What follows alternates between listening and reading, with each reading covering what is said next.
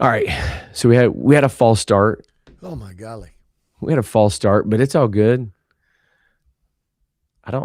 What I don't know is I don't know. I don't know if it actually ever went live. Really? Ooh, that's loud. I'm loud. No, it Sorry. was me. Am I loud in the mic? No. What the No, world but is going on? here's the thing. It's so hard for me to mix Mhm. because I sound so weird. I literally sound like an electronic version of myself. Are you for real? Oh, it's so terrible. It's I can't even tell you how terrible it is. Because you sound like you're in a radio. I sound like I'm AM. You sound like FM Dolby surround sound, and I sound like Harry Carey trying to pick up WGN radio from Centralia. It doesn't sound like it. AM. It's so weird. I wonder why. It's got to be the stuff we were doing trying to get on here with your headset. Yeah, it's That's got to be it's so weird. because it doesn't sound that way. Like to me, I'm not hearing that with you. So that's what it's got to be. And I will just mention, I know last week we talked about it where we're having a little bit of I haven't noticed it today, but we've been dealing with other stuff. So I'm not 100% sure if this is going on or not, but kind of that, I don't know, like a little staticky and then Hmm. whatever catching. I went back and listened to most of last week's episode. Right? Zero, Isn't that weird? nothing. So I don't know if it's a restream. That's the only thing I can think of is it's a restream deal. Has to be some weird deal, which is what is almost what mine sounds like. I'm wondering if it's something like that because it almost sounds like my sound is going out and I'm hearing it from my microphone, but I'm also hearing it back from Restream, Hmm. which which has to be some kind of situation. It's got to be. Anyway, It's got to be. Okay. makes me feel like it makes me feel like I've got to talk like this. You don't. You sound good.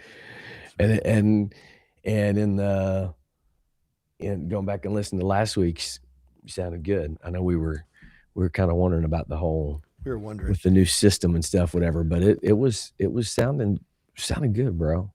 What this here's the thing. This is Tell an me. example. We ought to do our today we ought to do our podcast like a just in time podcast and say, I got the old headphones back.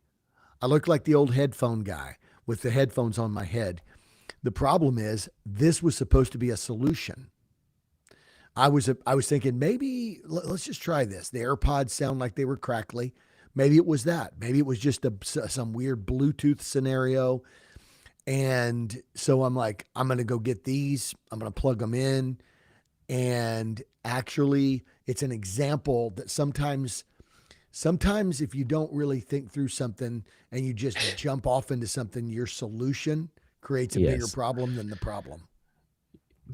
exactly. It is true. It is true. And it just could be that it could just be us. Could be. I'm just saying It could be that we've got something there set up is weird. yeah, there it could just be us.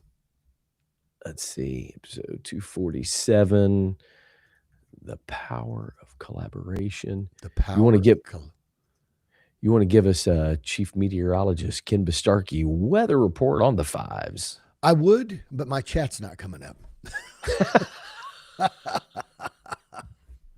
What Sorry. in the world, I man? know. I know. It's a very, very weird thing. I don't even know. Chief Meteorologist Ken Bastarkey says, "Good morning, brothers. 21 degrees, high of 23. Feels like 3 degrees in Northeast Ohio on a brisk, wintry day here.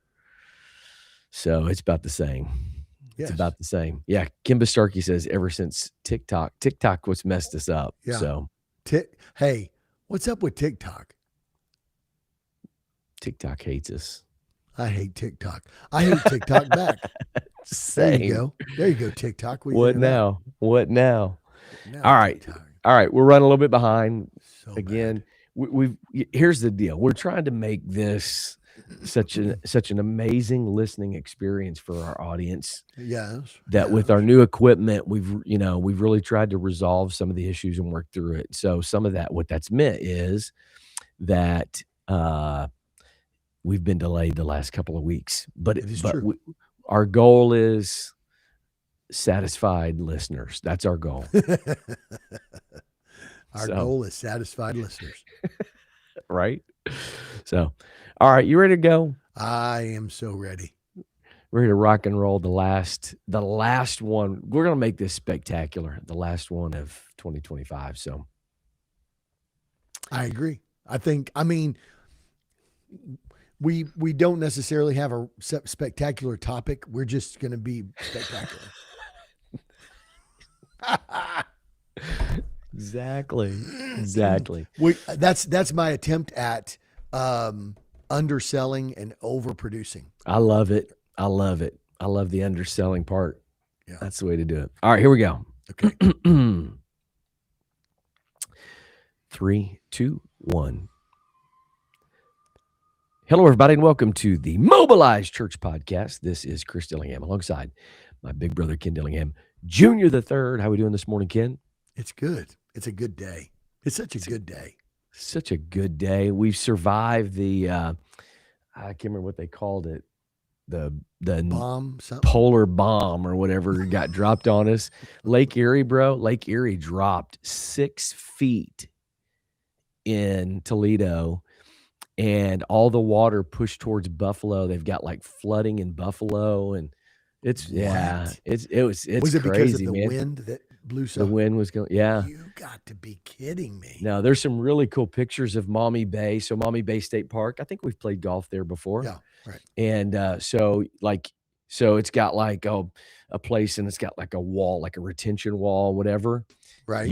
You can walk out probably, man, maybe 50, 100 yards out into where the lake is. It's just like total, like looks like a beach. Oh my goodness. And normally it comes all the way right up to that retention wall. So pretty crazy, man. Pretty crazy deal. We survived it though. Y'all are having some kind of a, man, what did they call it? A bomb cyclone or something like that? It was something weird. Yeah, and there's some weird like German word, Seiche or something, that was the waves, something with the waves. I don't even know what it means. Psyche. Say she. Say it German. Say it German. What was it? It was a. Excuse me, hold on, I need to clean it. That's what happens when you speak German. Spit on 100%. my microphone. Yeah, so this is today. So we survived all that. Today is the last episode of 2025, and it's been a good year. And I think it'd be appropriate, Ken, to say thank you to all of our loyal viewers when we on our lives that we do, and all of our listeners that go back and listen to the podcast. It's been a good year, man. It's been a good year. It's been a very good year.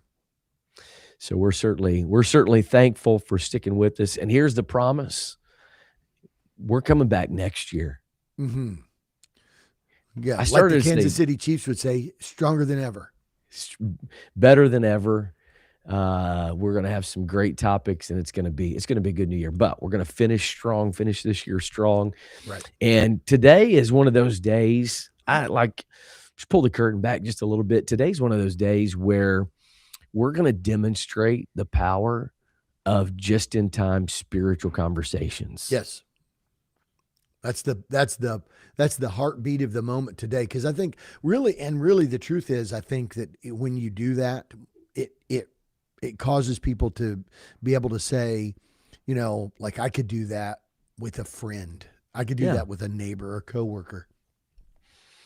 So not that we're not prepared, but over the last, I don't know, several months, we've done a little more structured conversations. I think it's been a little more structured. It has been. And you know, trying to find that balance, because obviously we want to provide valuable content, stuff that's valuable.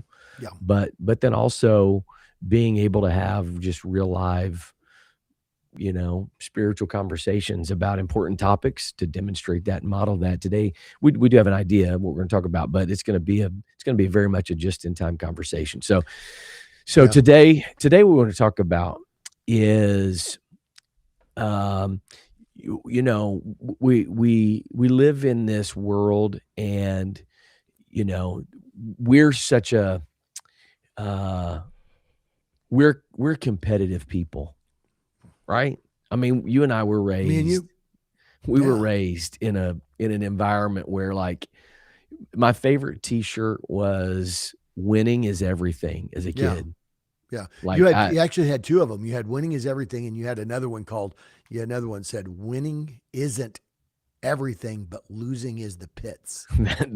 I literally wore those as long as I Yeah. possibly could. But that's the kind of way we were just raised. Like, I remember, like, you came home from a basketball camp. I don't even know how old you were, but, like, you came home from a basketball camp and you were ready to, like, just absolutely beat somebody's face in because you lost in a one-on-one or I'm not, yeah. 2-on-2 or something. And like there just was no place for losing. No, And so no. so that's great. I mean, that's a great thing in the world, and it certainly has helped drive us in a lot of Yeah. ways. But Yeah. but sometimes that competitive nature and competitive spirit, it does bleed over into the church versus a collaborative mindset and a collaborative, understanding that the body is fitly framed together, and that we need the diversity of giftings and ideas and perspectives and all that to make us whole. Hmm. A lot of times. So I think there's two challenges, and I'm just kind of setting the stage and then let you kind of take it from here where you want to take it. But I think there's two things. I think there's that competitive thing where we view, like, how is my ministry, or what's my we've been pumped so full of, like, God's got big plans for you. He's got big dreams for you, that sometimes Mm. we run everything through that lens of, well, if I get passed over, or if I don't get opportunities, or if the doors don't open, whatever. So it kind of creates a little bit of a competitive thing. And then the other piece is, like, we have the things that we like, the preferences that we like. We have, certain beliefs that we're just, like, rock solid. And sometimes that eliminates the diversity of opinions and thoughts. One of the things that I really loved about my first class at UGST Hmm. is that it's expected for there to be pushback on your thought. Right. Yeah. It's not Hey, personal. by the way, while you're saying this, I think this is important because I thought of this very thing this morning when I was thinking about how you've got these people that Huberman, Andrew Huberman talks about the most important thing that you can do is get up, go out on your deck, get that early morning sun, get that Right. first light. You're, 5 to 10 minutes getting that first light in, that triggers everything in your brain. Then I saw another guy that said, "Yeah, that's not that important. Really, the most important thing is what are your eyes seeing the last 2 or 3 hours of the day, and Right. whatever." And both of these guys are like these research neurologists, and it's like, which one is it? And I thought, well, this is the power of peer review. This is the power of bringing what you've got and submitting it for peer review, so that nobody just comes out, no researcher just comes out and says, "I'm the final authority on this subject. Here's the way it is." Now, they're very opinionated and they're very competitive because they're competing for grants and all those kinds of things.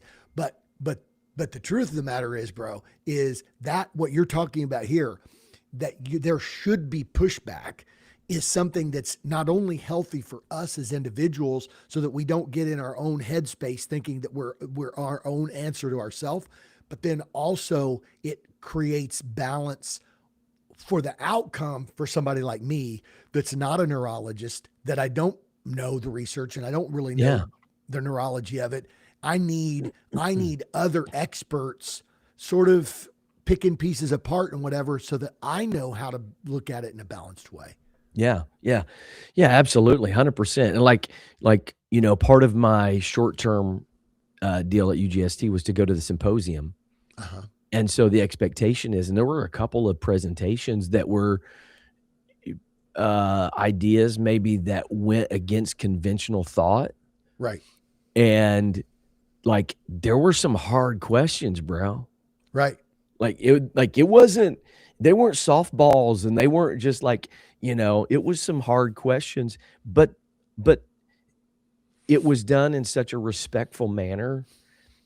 And so the person asking the questions, or maybe even making a counter argument or pushing back on things, did it in a respectful way. The person responding did it in a respectful way. And, this kind of give and take, that's a unique Yeah. concept, I think, a lot of times, because, especially social media world, the whole social media thing of, I'm going to block somebody, or I'm going to mute somebody if there's disagreement. If somebody doesn't like what I said, then I'm gonna I'm gonna block them or put them in timeout, or I don't need to see their opinions or their thoughts. And certainly there's a balance, and I'm not saying that we should just open ourselves up to all kinds of Right. criticism, whatever. But Yeah. but what I am saying is, how do we get to a place where we appreciate, and so I guess the tension is, how do we appreciate collaboration, diversity, without compromising, or feeling like that we're letting down on our values, right? And that, I think, that's the tension. Yeah. Well, I think what you're talking about has so much scriptural foundation as well. When we look at the Bible and and deeply not only study but appreciate that there's so much diversity built in. I mean, I think we probably could start maybe even categorizing, like Paul talks about, the diversity of in Ephesians 4, that there's the diversity of giftings that were given to the church for the perfecting of the saints. Some are apostles, some are prophets, some evangelists. And so each of those are going to have their own particular emphasis, their own their own feeling or sense of what is needed, right? Like Yeah. Yeah. an evangelist might say, look, nobody should be able to hear the gospel 10 times before everybody's got a chance to hear it one time. You know, but a For but sure. a pastor, their emphasis might be that we need to grow people. We need to love on them, and we need to make sure that people are strong and safe and secure and healthy. Teachers may say, no, no, what the church needs is we need stronger teaching. We're in a world where there is a competition of ideas, and everybody has an opinion. And so if there's Absolutely. ever been a day, we need more teaching. And the prophet might jump out and say, well, yeah, but So good. the church doesn't know what voice to listen to unless they know the voice of the Lord. And so you get this whole Bro, it's so thing, good, man.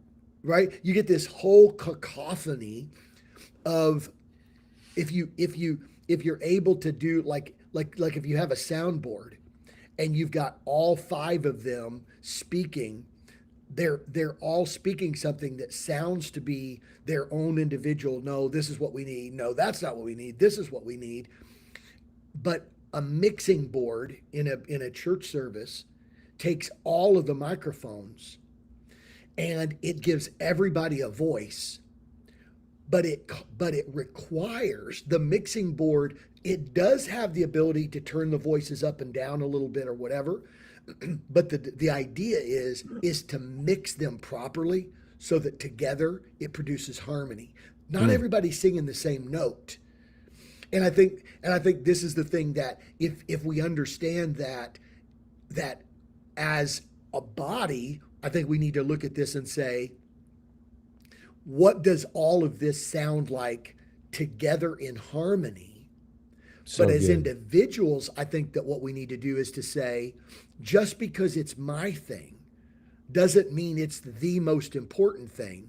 And this is where we need to be humble, and this is where we need to be gracious, and this is where we need to be respectful, and this is where we need to say, you know what? If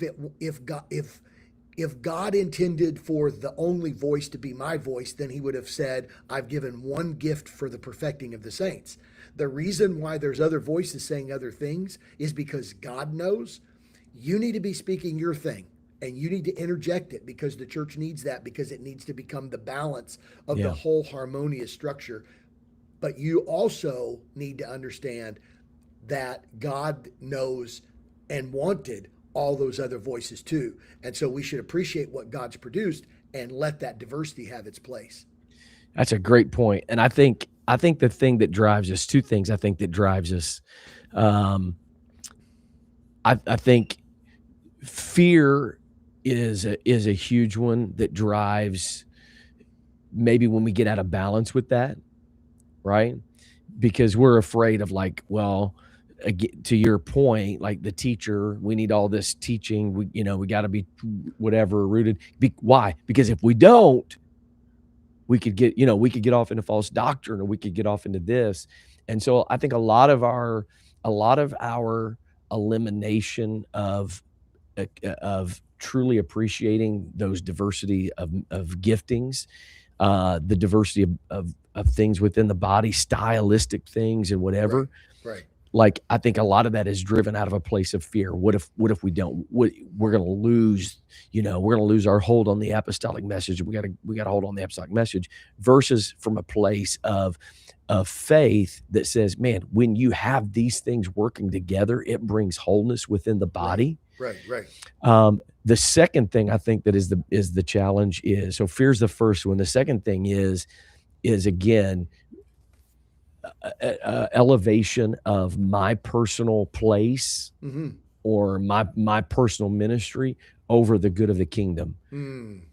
If the kingdom is first, then, if your voice gets elevated, or you get opportunities or whatever, and the So good. kingdom is blessed for that, So good, then we man. all we all ought to be able to celebrate that. We all Mm-hmm. ought to be able to rejoice over that. But sometimes there's a challenge, there's difficulty, because it's like, well, what about my place? What about my Yeah, role?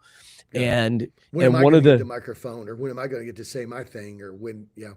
Yeah, exactly. Which is, but Exactly. maybe, Chris, maybe that's the reason why Paul said, if your gift is administration, wait on administration. If your gift is prophecy, wait on prophesying. If your gift is, like, it's almost like this idea is that everybody's supposed to be tuned into the spirit. And when Yes. your gift is needed, be Yeah. instant in season and out of season and be ready to bring it forward. Like, don't be trying to compete for the moment. Yeah. Be sensitive and waiting for the moment. Is that, I mean, do you sense that? 100%. Like, Absolutely. And I've often said, I think I may have mentioned this recently, but one of the, I think, most underrated uh, characters in the entire New Testament is Barnabas. I think he's one of the most underrated. Sorry, little technical difficulty yeah, there. I'm sorry. So no, you're good. You're good. I think one of the most underrated characters in Scripture is Barnabas. Mm-hmm. And Barnabas, like, his name was changed because he was the son of consolation. He was the son of encouragement. He was the one that believed in Paul when nobody else did. He was the one that believed in Mark when Paul was ready to kick him to the curb. And, like, Barnabas is this important character. Imagine what would be missed out of the book of Acts if Right. there was no Barnabas there, right? Oh my Well, goodness. Barnabas doesn't get the mention of Peter. He doesn't get the acclaim of Paul. He doesn't get, John. He's typically not referenced in that same category, Yeah. but he's absolutely clearly one of the most influential and important characters in the entire book of Acts. What if Barnabas looked around and was like, well, like, I want to be like these guys in Jerusalem. Like, I want to be one of those guys. Why can't I have my voice? Why? What if he would have missed his opportunity? And not only that, what if others wouldn't have appreciated Yeah. the Or impact that Barnabas had in the church? or let's add a layer to that. What if what if the environment of the New Testament church wasn't set up around the understanding that Jesus Christ sacrificed his rights to exact Mm. redemption? I mean, Mhm. we see that. We see Paul saying that pretty clearly in Philippians when he said, "Let this mind be in you." He didn't strive for the rights that were his. But what if, what if the New Testament church wasn't set up on that kind of a premise, and so that Barnabas began to compete for a space Mhm. where maybe Barnabas began to feel like it was necessary for him to um, exploit, to hype up his value, to overestimate his worth, Yeah. Yeah. right? Like some, Yeah. because I'm thinking in a modern context. I think about when I was young and I felt like I felt like I had something that God had burned into my soul. I felt like I had a voice, and I felt like the problem was that there's this embedded power structure, that there's this. I mean, Mhm. man, we're just gonna. I'm just gonna just go ahead Just and let's go do it. I'm just gonna dive in. We're just have a Absolutely. just in time conversation. I felt like the issue was that there were these embedded power structures, and the problem was that that you have to sit on the bench until you've paid your dues and you spend enough time, and then eventually you might get in the game. And so what happens is then your competitiveness for you to get an opportunity then drives to some small degree self promotion, Mhm. and it drives this thing of saying, well, I've got a sermon too, and I've heard from the Lord too, and I got a message too, and if you're not careful, that could sound very much like Korah. Mhm. And that was Mm. what Korah was doing. Korah was saying, do we not have noble sons in the 11 other tribes of Israel? Are Right. there not, you know, so Right. what Korah was saying was to Moses and to Aaron, like, well, you've chosen the tribe of Levi because Moses, that's your tribe.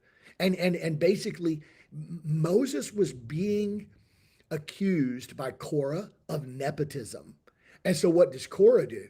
Korah says, we've got we've got sons and daughters from our tribes that are just as good as the sons and daughters of your tribes, and I think that Right. they should get an opportunity to burn incense, and I think they should get an opportunity to. And so if you're not careful, this competition that goes all the way back to Cain slaying Abel, that if I can eliminate the competition, which then means that somebody gets up and preaches at a youth convention and you're a young upstart preacher and you're in your 20s and they get an opportunity to preach, that when you get alone at the table afterwards and everybody begins to talk and say, man, did you hear what he said about that one thing about I mean, that's kind of dumb. What?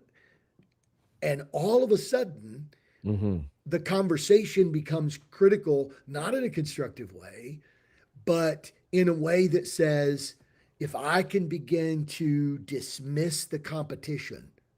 So I don't want to sound like Korah and I don't want to sound like Cain. Absolutely, bro. Absolutely. And Yeah, the whole point of Korah in that scenario, the answer was basically it's not about Moses's holiness. It's not about you know what I'm saying? Like Korah's like there's men in Israel that are just as holy as Moses. Well, it wasn't a point of Moses's holiness. It was God chose sovereignly to use Moses and his unique giftings and his purpose in this way. And so it wasn't anything about him being special or whatever. It was just this is where God had placed him. And I think that's something that we often miss is that ultimately, here's the thing, who's in control? bro. Who's in control? Well, Because if and Chris, who's in control? But also what's needed now. what's needed, right? They God was establishing the tabernacle plan.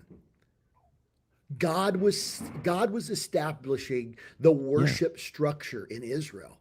Yeah. There was going to come a time when Jericho's walls needed to fall, and that there was going to be a Canaan conquest, and there was going to be, you understand what I'm saying? Like Sure. there's coming a moment when various right there's going to come a moment when the king of Israel is going to come from Judah.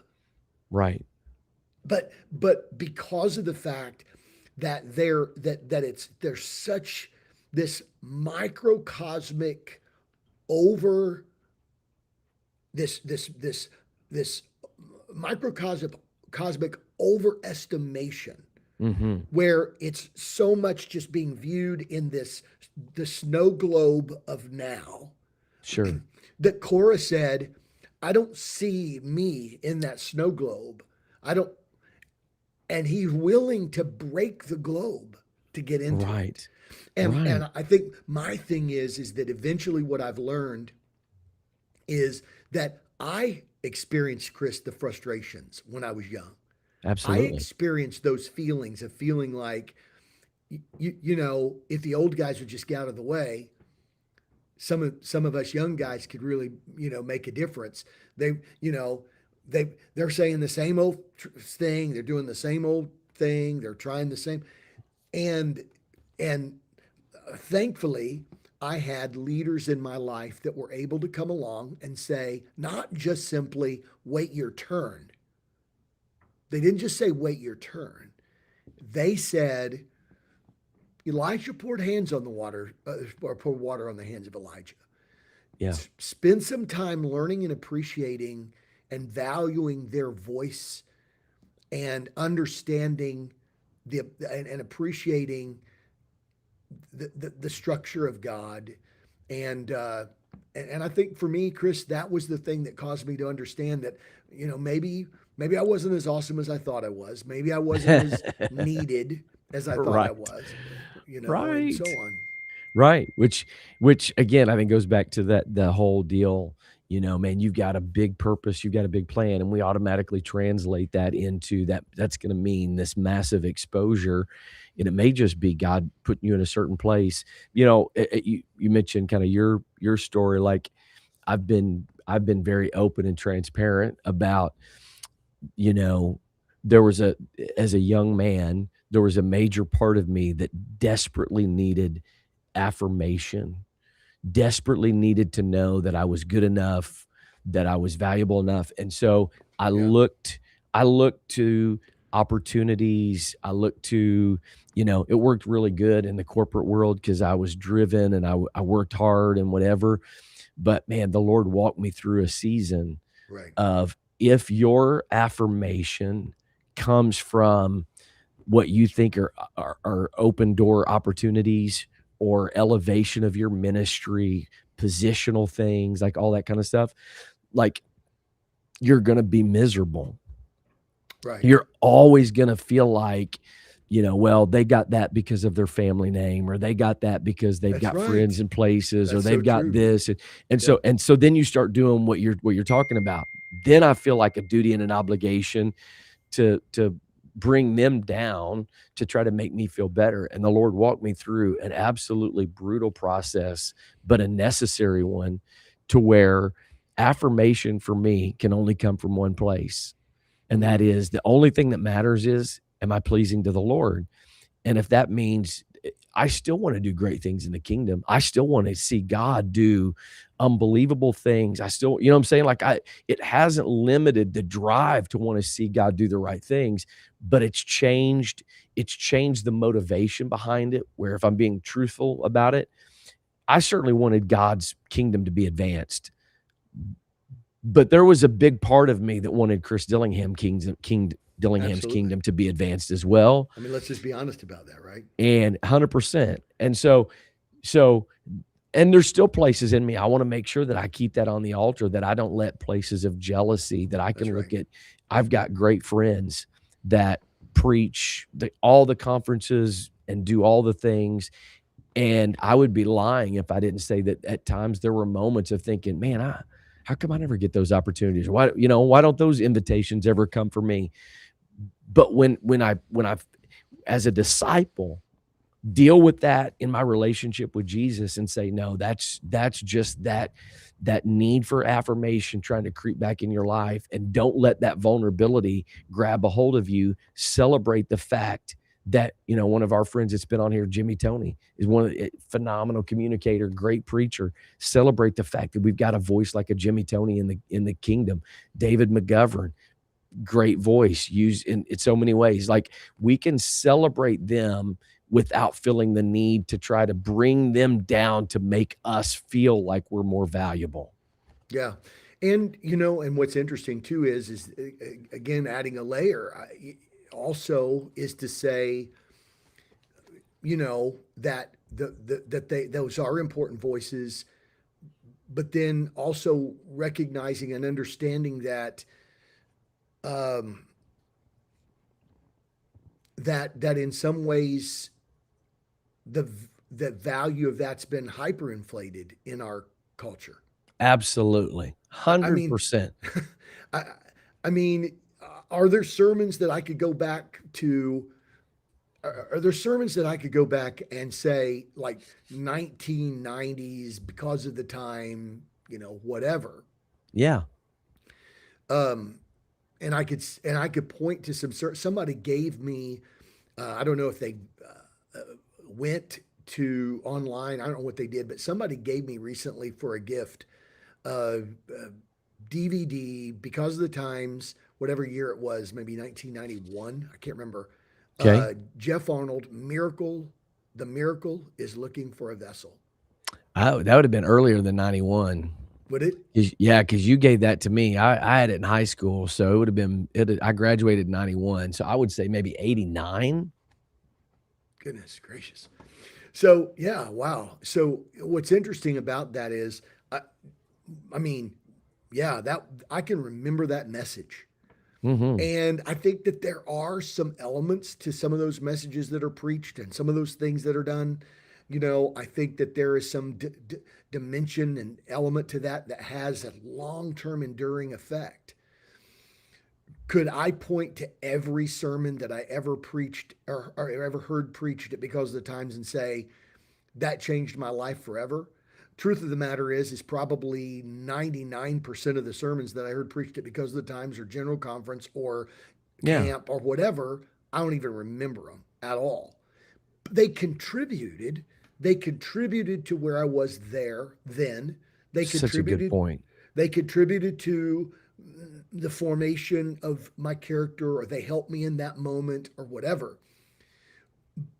But in an environment where preaching has become so elevated, Hmm. sometimes what happens is there's a hyper focus or concentration on, man, when am I going to get the mic? And I think what's interesting So is good. when you look at when you start changing the value system, and you start looking at things where, you know uh, when you start looking at the fact that that there is a kingdom that in many ways isn't advancing bigger, better, or more because somebody preached a 1 hour sermon at some big event. Hmm. Who's influencing the advancement of the kingdom at the local level? Who's the youth pastor? Who these people are coming home from NAYC, and that Yeah, youth pastor is keeping that thing going or fueling it, or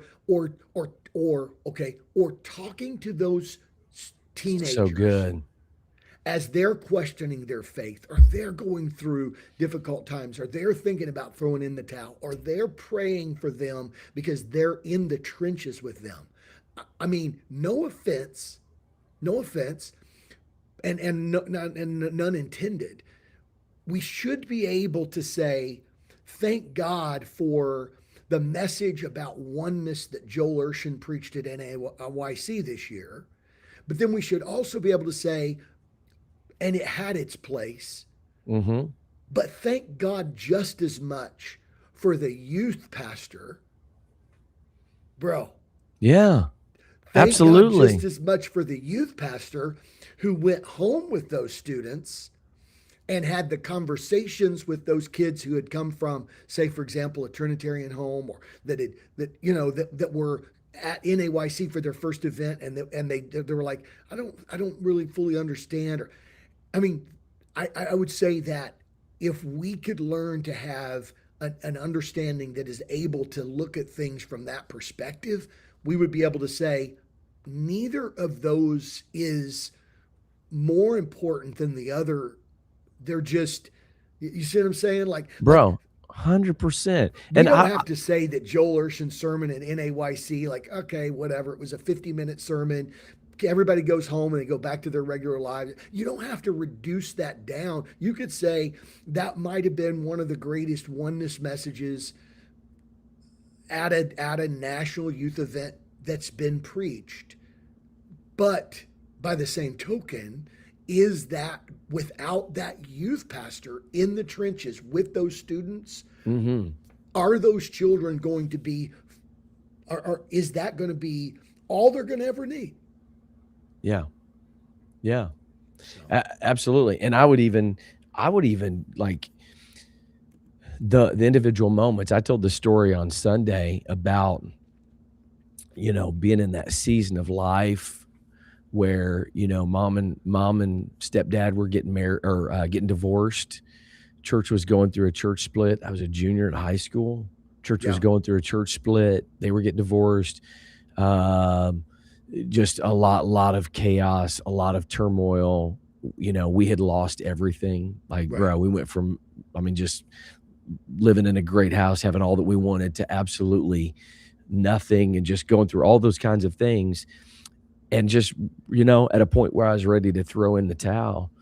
And I mentioned about, I'll never forget, man, front row praying on that altar and just like, God, I can't do this anymore. I'm trying to live for you and my whole world is falling apart. I just don't think I can do it. And I'll never forget Gene Gray putting his arm around me and saying, son, we're in your corner. We believe in you. Wow. We're here for you. We're not going to let you fall. Like, we're going to be here for you. And they I mean, did. look at that. They opened their home up and let me live with them during a very difficult time in my life. No, that's true. I forgot That about that. that that I mean, that's not going to get any accolades, or there's not going to be any publication on Facebook about that. And it may not mean a lot to many people, but I honestly believe, Ken, I don't know where I would be today if Gene Gray hadn't done that in that moment. Literally don't That's know where I would be.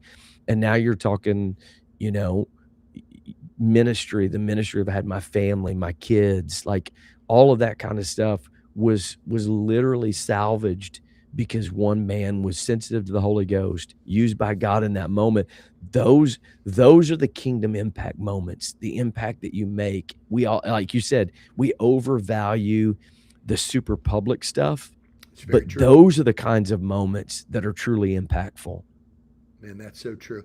And you know what? And I think as we, I think those are the things that we've set this up pretty, you know, at least it feels like strong in the contextual perspective of culture and understanding the church.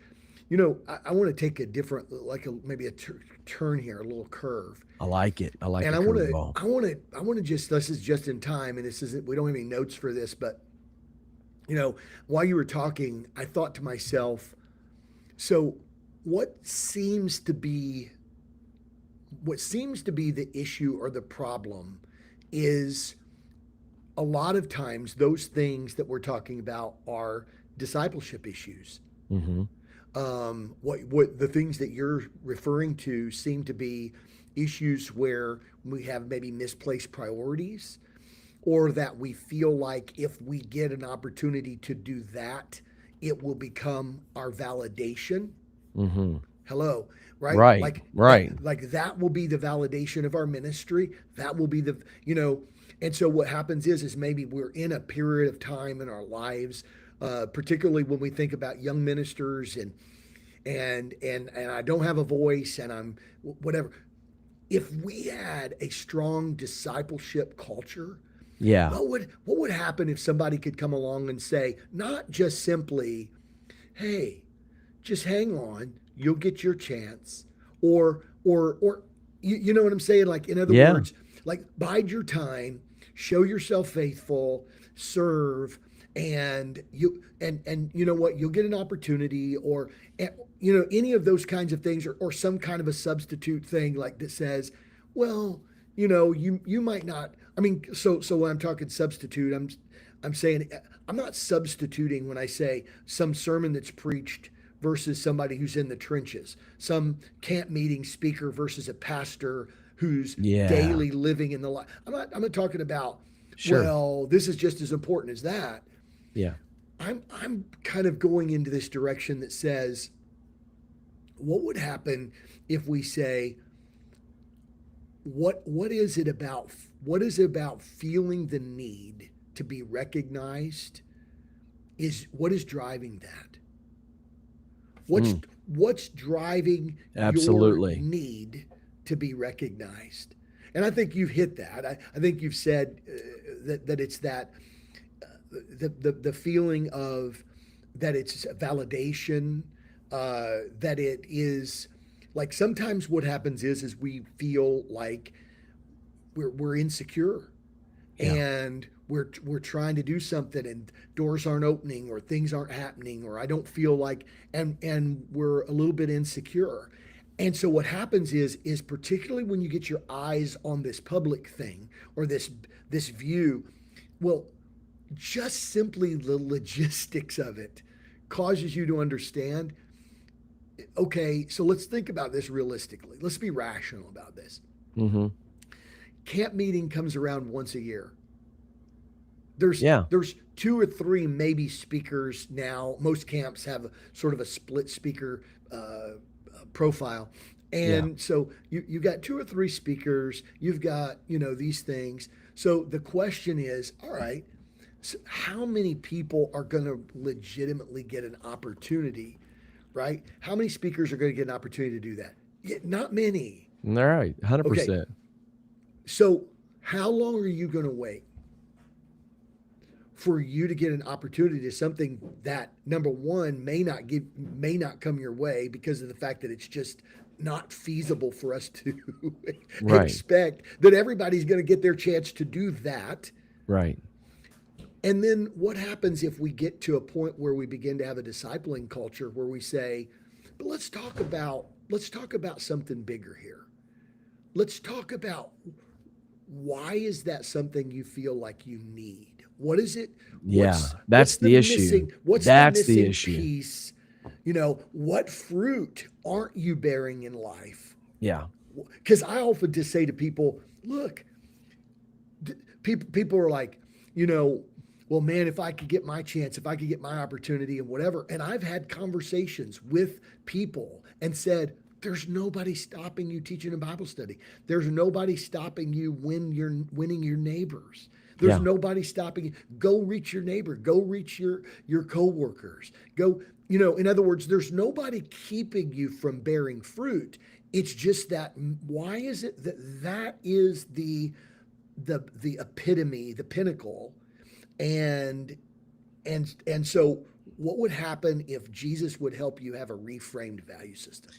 Isn't that really the essence of when Paul said, I think maybe we've misapplied when Paul says, I've learned to be content Yeah, in whatever state I'm in. yeah, yeah, yeah, yeah. We often use that as like, I've learned to be content in whatever physical circumstances are around me.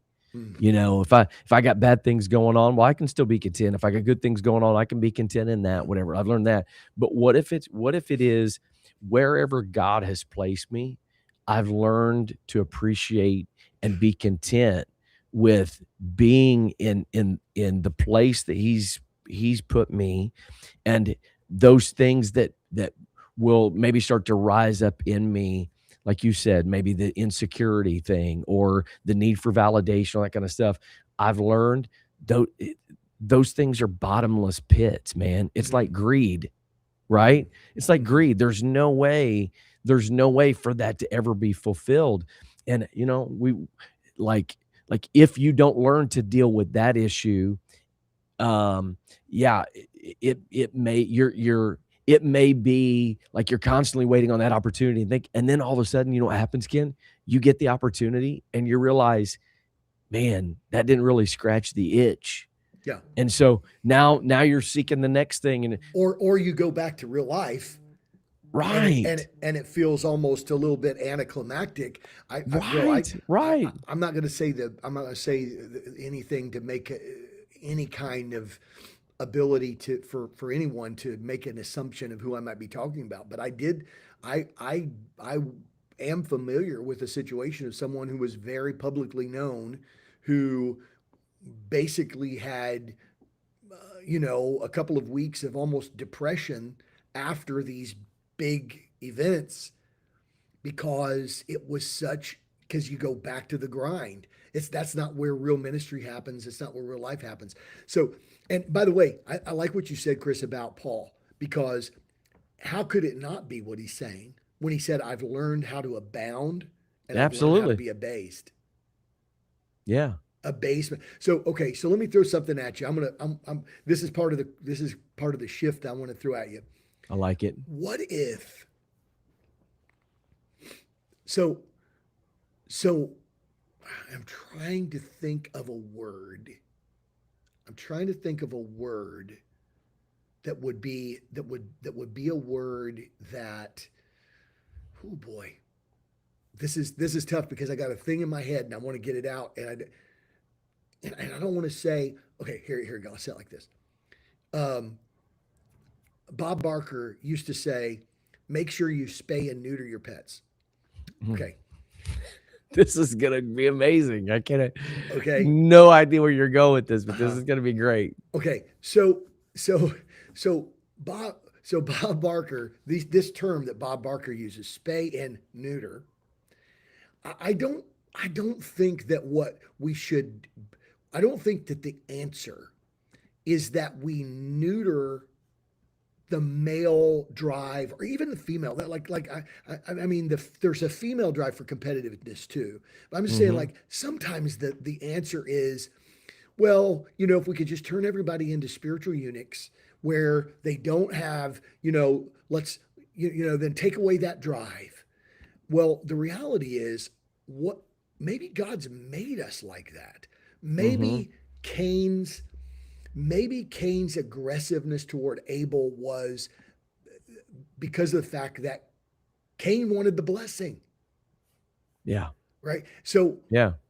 what if the real answer is not that, well, you need to stop being so competitive? What if somebody looked at you and me, Chris, in the early days of our spiritual walk with God and said, look, I don't think that it's that you need to stop being competitive. Yeah. I just think that competitive expresses itself differently uh, when we begin to be Christ-like in our objectives. Um, that that that men, hey, you are, as a man, you're driven toward a challenge. You have a need to measure your progress. That's just normal. There's a desire to win, to conquer, to overcome. That's part of the human nature. What Jesus does is not, he doesn't create Christians by neutering them Mhm. and taking away all of their natural drive so that they're just lifeless automatons. Right. But he takes those things and sanctifies them, he purifies them, and he takes that competitive drive and says, let's Mm. let's really get clear about who the opponent needs to be. The opponent isn't your brother. The opponent isn't the person that's being elevated. The Yeah. opponent isn't, right. Rejoice with those that rejoice. Celebrate with those who are being elevated. Yeah. Cheer on those people who are getting their day, their moment, their harvest. That church that's seeing their big harvest, and you're Yeah. saying, not, don't sit back and say, "Where's mine?" But look at that harvest and say, "Hey, that gives me more faith. I'm gonna celebrate with them because that tells me God's still sending harvest." And all of a sudden we began to realize, hey, this, because I'm thinking about this, Chris, because I think God's answer to Cain was, hey, Cain, if you do well, you'll be Right. accepted too. I'm Right. not, There's room I'm, for everybody. I'm not telling you, I'm not telling you don't be competitive. I'm just simply telling you Abel was never your opponent. Yeah. 100%. I think so. Like you said, my brother, and I know you're talking generally speaking, but when you said that, it made me just think about like our deal that we do. Everybody needs a brother, where you know you're my biggest cheerleader. I'm your biggest cheerleader. Like when you get opportunities or when things happen, like we're able to celebrate when your church is doing great, I'm doing great. Yeah. Um, like we're able to do that. I think part of the reason why we often struggle is because not everybody has a brother relationship like that helps put Mm. it into the right context. And we live so isolated and so disconnected and not have Wow. real deep. And so it's easy to kind of, I hate the expression. I'm always like, everybody talks about the haters. The reality is most people don't think of you nearly as much as you think they do. Yeah. They're Or they thinking don't about think of their you own nearly as much as world. you think of yourself. Correct. And Yeah. they're worried about their own world. They're not worried about you. But I do think it's easy sometimes to hate from a distance. But when you're in connection and relationship, and why can I celebrate when you get the opportunities, or when good things happen in your life? Well, because you're my brother. And so, like, that's a win for all of us. And so I think this is why it's important, to we have to have that view and that perspective, the Hmm. kingdom view and the kingdom perspective, which is why Jesus strongly rebuked when they talked about, well, who's going to be the greatest in the kingdom. Even up to the very end, they were dealing with these kinds of things. Well, I want to be the greatest. And Jesus is like, y'all don't even know. You don't even know how much persecution is going to force you into closer brotherhood and relationship, Yeah. not So good. elevation and advancement in the So good. kingdom. You're going to drink from the cup. So good. So I think Well, if and let me yeah, kind go of ahead. tag on that. Yeah, do it. Um, I think that what Jesus is pointing out to them too is it maybe said in a modern vernacular context is Jesus is saying to them, your striving against each other is simply a luxury of the season of peace you currently have because I'm here. Mm-hmm. Yeah, You're struggling about who's going to be the greatest and whatever when he goes away, and that's a luxury of the fact that you've got a certain peace. Because he calms the storm and says, "Oh, you have little faith. How long shall I be with you?" mm-hmm. Right? How long am I gonna? I'm not gonna always be here to calm your storm so that you know I'm still in control. When are you Yeah, going to get the faith to believe, whether the storm rages or the storm doesn't rage, whether nighttime comes or the daytime comes? When are you going to come to the conclusion, I'm sovereignly Lord, period?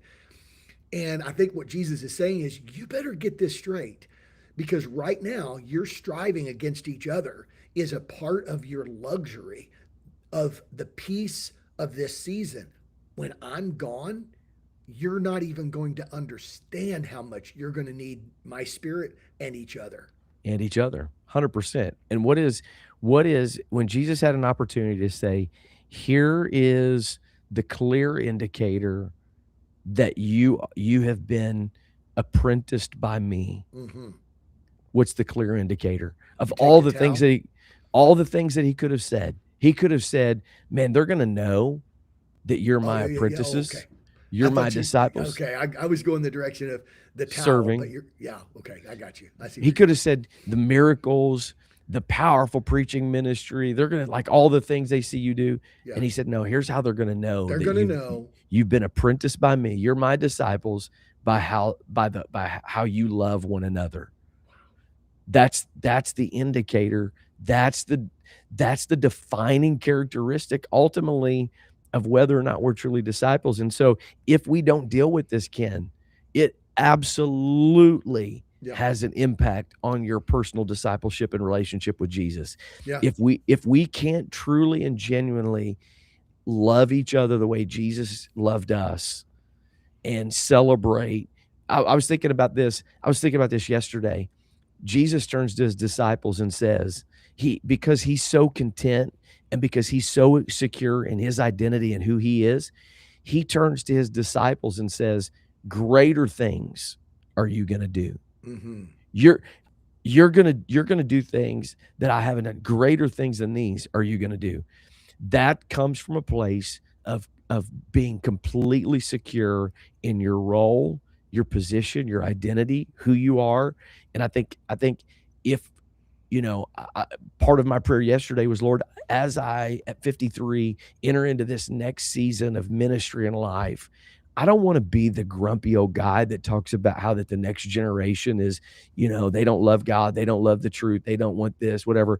I want to be I want to be so content in who God called me to be that I can look at the next generation and say, I believe in you. I believe you're going to do greater things. I Yeah. believe that God's going to use you powerfully and mindfully, things that I've desired to see. I believe you're going to get to see that. I want to have the Spirit of the Lord genuinely produce that in my spirit, which I believe is a part of my personal discipleship. Yeah. Yeah. Which and probably, probably even maybe spoken in a way that's not just hyperbole, right? Right. Like, Absolutely. Easy to right? say, but Because I not hear it really all the mean it. time. Yeah, I hear it all the time at youth events and stuff like that. You're This is the the greatest greatest generation ever, generation. and blah blah blah blah blah.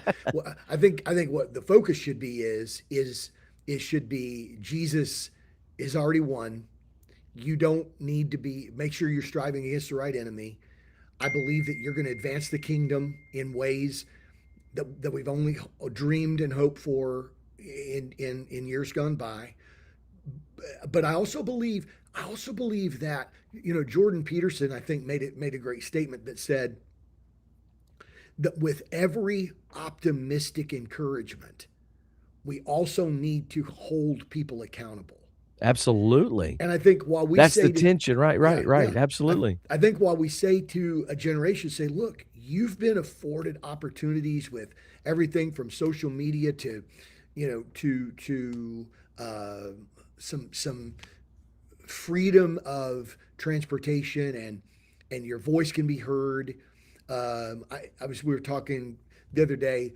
I was talking with somebody and said, "Isn't it interesting that we now live in a world where you don't necessarily have to be a you don't have to necessarily be a department head in an organization to have a voice, Hmm. to have influence." But then you turn around and say, "But be careful how you use that influence." Yeah. Right? Yeah. To whom much is given, much is required. And so, with the opportunity, you've got a greater, not only do you have greater potential, but you also have a greater obligation. And Right. which then anchors people. So Chris, look at this. What if we say today, what if we bring this together and say that the kingdom correction is reassigning the fight. And I've never thought about this before, but Jesus looks at Peter when he cuts off Malchus, I think, was it Malchus, the servant? He cuts off Malchus's ear. Jesus puts the ear back on and says to Peter, "Hey, Pete, if you live by the sword, you're going to die by the sword." And that's always been confusing to me because Jesus asked them, "Did they have a sword?" And they said, "Yeah, we got one." And Jesus said, "That's enough." Like, was Jesus saying, "I need one prop to make one final point to you guys"? I don't know. I don't know what Jesus is saying. Like, is it maybe Right. they're hearing Jesus when they said it's enough? They're like, "Oh, bro, we're getting ready to go fight, and we only need one sword. Let's go. This is getting ready to be fun." Right. Right. But I think what Jesus is saying is, be careful, Pete, because if you're fighting the wrong enemy, then you Hmm. you you can't you don't have the assurance that I'm going to be protecting you. If your sword is your weapon and that's your protector, then somebody's going to come along with a bigger, badder sword than you. If you live by the sword, you'll die by the sword. So what if what if the scripture doesn't tell us to stop striving? Yeah. What if the scripture tells us this is what you need to be aiming at? Yeah. So what if all of a sudden Absolutely. what if a disciple making culture says that our competitiveness is sanctified when we aim it first inward and then upward? Yeah. What if we say, hey, take that take that the competitiveness and turn that on your own flesh against compromise. Wage war against fear and passivity. 100%. Get your hind end up off your computer or off your video game. Take your competitiveness and turn it toward something against fight against spiritual laziness or resistance to obedience or and I think that's why when I look at Paul's language, I think Paul has a message to competitive people. You need to fight. Absolutely. You need to run. You need to strive. He says, I don't fight like somebody who beats the air. Right? Discipline yourself, endure, press on. Like these are all words that Jesus uses that I think are not metaphors of ego. They're metaphors of holy warfare. And so I think if we have So good, man. a properly Redeemed. aligned, yeah, right. What does redeemed competitiveness look like? Man, that's so good. And Alpha Buddha, who also goes by Silver Guys, asked a question: why do you think young people are less interested in God these days? Which is kind of that's a great conversation and question. Actually, statistics tell us that it's actually coming the other direction, that young people are coming towards God. And there's a whole variety of reasons for that. Been indoctrinated in secular humanism and postmodernism for so long, but there's an awakening that's happening. But the reason I bring that up is not because of young men, but historically over the last several years, Christianity has been primarily made up of women. Why? Well, one of the main factors in that has been that because Christianity has become somewhat of a passive faith. You're supposed to just come and just, be real mild and be real meek and be, whatever. That's why John Eldridge's book, Wild at Heart, like captured so much attention because he talked about that basically, that Wow. God put in men the desire to do and to go and whatever. And so I do think there is an important component that we show, Ken, not that the answer is to go to the polar end of the opposite spectrum. That's it. And say, don't be competitive, be really super passive and don't cause any trouble or whatever. That's but better than saying neutered. Come back to the center of truth. Come back to the center of what the kingdom is and let him redeem that natural drive and pursuit. And where you used to direct the striving for accomplishment and whatever for your own personal gain, what if you said, I'm going to do that for the furtherance of his kingdom, that his kingdom is advanced, that God's word is advanced. Like let that be the driving factor. But that demands, Ken, the redeeming part. How does that get redeemed? It gets redeemed through personal discipleship. That's the only way, because if you don't, we all run the risk. We all have vulnerabilities, and we need Jesus to heal those vulnerabilities, because it runs the risk of, instead of, it may look good, and instead of fulfilling that, we're scratching some itch that only Jesus should be able to fulfill. Man, it's interesting because Jared Young makes a statement that I think what he's hitting at. He says, I like what he said: when heaven celebrates, we all should celebrate, which refers back to something that we were talking about 10 minutes ago. But he just said men are interested, women aren't, according to statistics. Yeah. And I think that is interesting. It is very interesting that right now what's driving the Christian interest is young men. 100%. And man, we could. And why? Because because part of what drove it, like just from a natural thing, is you have a guy like Charlie Kirk. Yeah. That goes into the most hostile environments. Yeah. Unafraid, Unafraid. unashamed. Right. There's been so much pressure of shame, and you can't hold these positions, or you're homophobic, or you're Yeah. whatever. Or And toxic masculinity is the problem. that's the problem. The world would be better if men were more like women. That's the message of secular liberalism. Yes. The message of secular liberalism is the world would be so much better if men were more like women. And what is the church's response to that? The church's response to that is, wow, what an epic demonstration of stupidity. Yeah. I think the church should be able to say that. What an epic demonstration of ignorance. Because that's what it No, is. no, the world would be better if men were more like Jesus. Yes. The world wouldn't be better if men were Masculinity like women. masculinity is not toxic. Unrepented, uncrucified flesh is toxic, whether it's masculine or feminine. That's what's toxic. God, that's what I'm saying. Well, okay, yeah. What's toxic is when our competition is turned on each other. Yeah.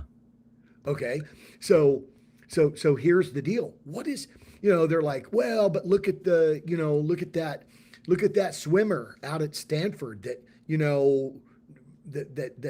that date raped the girl, and look at the whatever, and on and on and on, and they talk about men fighting, and and so on and so forth, and I'm like, come on, people. I've worked in an all-female work environment before. I'm just going to promise you right now, men aren't the only ones inclined to fight. Bro, I managed 38 women and 2 guys. I'm just saying, bro. I don't want to. I don't want to 100%. get myself in trouble here, but what I'm saying is that Women know it's true. They know no, that's true. women do know. It's women that often tell me that. But I think this is what's so important is to say. But the answer is that our problem is we're all living out. This is what the kingdom answer is. Humans are living out a corrupted version of God's intention. Mm-hmm. Humans are living out a corrupted version. So what happens is you see these Yeah. dysfunctions coming out in different ways. How is this changed? When we are become new creatures in Christ, when we become redeemed, not just simply in an abstract spiritual philosophical way, that we Yeah. change a belief system, but that we are fundamentally transformed from the inside out, and we become like Jesus. All of a sudden now, our competition isn't against our brother. Our competition isn't against our friend. Our competition isn't to find as many sex partners as we can find, but before we get married, because once you get married, you got one mate for the rest of your life. So I'm going to find as many women to have sex with until I get married, and I'm going to, and so on and so forth. None of those things would be misplaced competitiveness or misplaced desires if Christ likeness reigns in a person. Yes. Man, that's so good, bro. That's so good. And this is a great illustration of a spiritual conversation. Yeah. Like it just led us down this path. And the reason why is because the way that you just ended that is the center of every conversation. Like instead of reflexing towards sound bites or reflexing towards conventional wisdom or conventional thought, like what you just demonstrated is when you put Jesus at the center of it, it directs the way that you think and the way that you see things. And I think a lot of times, hopefully what's been illustrated through this conversation is not just the point that we've been talking about our own personal drive and competitiveness and being content and all that kind of stuff, but the ability to take these difficult topics and cultivate a truly Christ-like, Christ-centered view and perspective of the world and the issues and the challenges that we face. Like you just did that in real time right there, bro. It's Man. amazing. Well, I mean, it's what we do, and I think I think that, Chris, let me just, I'll summarize my my final summary, I suppose, would be that we're all battling against a perverted form. Absolutely. Christianity does not teach that Christianity does not teach that the world is initiates fundamentally good. The Christianity theologically is situated on a theological truth, an axiom that in us dwells no good thing. Mm-hmm. That our righteousness is as filthy rags. Mm-hmm. That we do have the capacity to do good things, but that evil is present with us. Yeah. And at the end of the day, we are bouncing back and forth between the good and the evil, and that there's a struggle. And so what happens is in those places of our lives where we're not sanctified, Yeah. in the areas of our lives where we have misguided values, if our values are if we get our sense of value, if we get our sense of identity, if we get our validation from, so validation has at the root word value. Validation is the thing that establishes the value of a thing. It's Mm-hmm. validated. Sure. Okay. So if your value to the kingdom of God is when you finally get your chance, no. This is why we say that that the process of disciples is be, make, multiply. Why do we start with be? Because you will bear the fruit of what you are. And Yes. so, Chris, I think that when we sit here today and we talk about these kinds of things, I think to be honest about it and to really just dive in and talk freely about these things requires for us to be able to have these kind of conversations and then say, and you know what? Look, it's we're not telling you not to be competitive. We're just simply saying that your competition or your drive to be noticed and acknowledged and recognized by men may be an identifier that you don't know who you are in Christ. Man, so good. That's so good. And there's not anything else to say. You just wrapped it up with succinct precision. Nailed it. So we had some great comments today. We appreciate everybody with the great comments. Jared Young mentioned that there's a silent revival among the brightest minds in higher education, especially in the fields of physics and astronomy. So, man, certainly praying for that, praying for God. And we know He's moving big time. And I do think as there's a boldness that gets a hold of us, that's a righteous boldness. Mm-hmm. I do think we'll see that multiplication. We'll see that expansion of the kingdom. And so appreciate all the great comments today. Appreciate you sticking with us. I know we went a little long today, but it's a good conversation. So we went a little long today. I mean, did we really though? Yeah, we did. We got started late, but we went a little bit long. So we appreciate it. Hope everybody has a wonderful new year. We look forward to coming back to you next Tuesday, which will be 2026. Until